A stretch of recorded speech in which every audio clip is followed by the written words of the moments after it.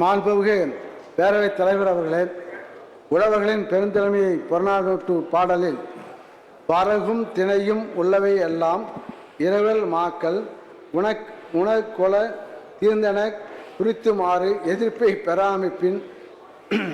பெறாமையின் குரல் உணங்கு விதைத்தினை உறவாய் பெய்து விதைக்காக விடப்பட்டிருக்கும் திணையையும் விருப்பத்திலும் உரையிலிட்டு இடித்து சமைத்து உணவு அளிப்பவர்கள் உழவர்கள் என்று உழவர்களின் உன்னத பண்பை உணர்த்துகிறது.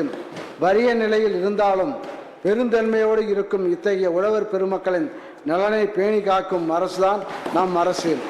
வான் நோக்கி வாழும் உலகம் எல்லாம் மன்னவன் கோல் நோக்கி வாழும் குடி. உலகில் உள்ள உயிர்கள் வாழ்வதற்கு மழை தேவைப்படுவது போல் ஒரு நாட்டில் குடிமக்கள் வாழ்வதற்கு நல்லாட்சி தேவைப்படுகிறது என்ற திருவள்ளுவரின் வாக்கிற்கிணங்க நல்லாட்சி செய்து வரும் மாண்பு முதலமைச்சர் அவர்கள் உழவர் நலன் காக்க இந்த மாமன்றத்தில் கடந்த ஆண்டுகளைப் போலவே தமிழ்நாட்டின் 4ஆம் வேளாண் நிதி அறிக்கையையும் தாக்கல் செய்தும் அரிதான பொன்னான வாய்ப்பினை எனக்கு அளித்ததற்கு என மனதமார்ந்த நன்றிகளை தெரிவித்துக் கொள்கிறேன். எல்லாம் ஆயிரமாய் அடிசில் வைகள் 1000 அறப்புறமும் 1000 கொடியினார் செய் கோலமும் வைகள் தோறும் 1000 மடிவியில் கம்மியர்களோடும் மங்களமும் 1000 ஒடிவியலை வேறு 1000 ஓம்புவாரின் ஓம்பலை. சீவக சிந்தாமணி.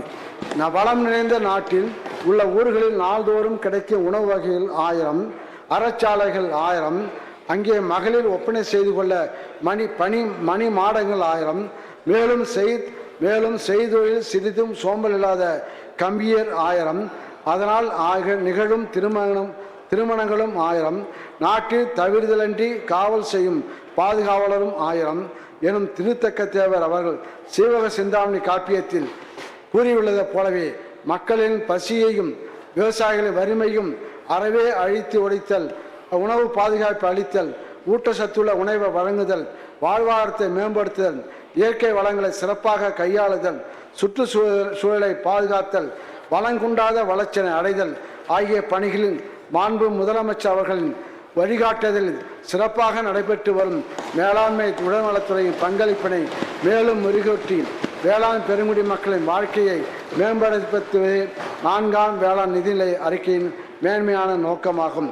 வரும் நிதியாண்டுகளின் நிதிநிலை ஏற்ப அறிவிக்கப்பட்ட திட்டங்களில் அதிகமாக நிதி ஒதுக்கீடு செய்து மேலும் சிறப்பாக திட்டங்கள் அனைத்தும் செயல்படுத்தப்படும். இந்த மகத்துவமான 4ஆம் தனி வேளாண் நிதிநிலை அறிக்கையானது விவசாயத்தை தொடர்புடைய அனைவரையும் இணைக்கும் பலம் பொருந்திய பாலமாக இருக்கப் போகிறது என்பதை உறுதிபட தெரிவித்துக் கொள்கிறேன். செய்திகளை உடனுக்குடன் தெரிந்து கொள்ள உடனே சப்ஸ்கிரைப் பண்ணுங்க.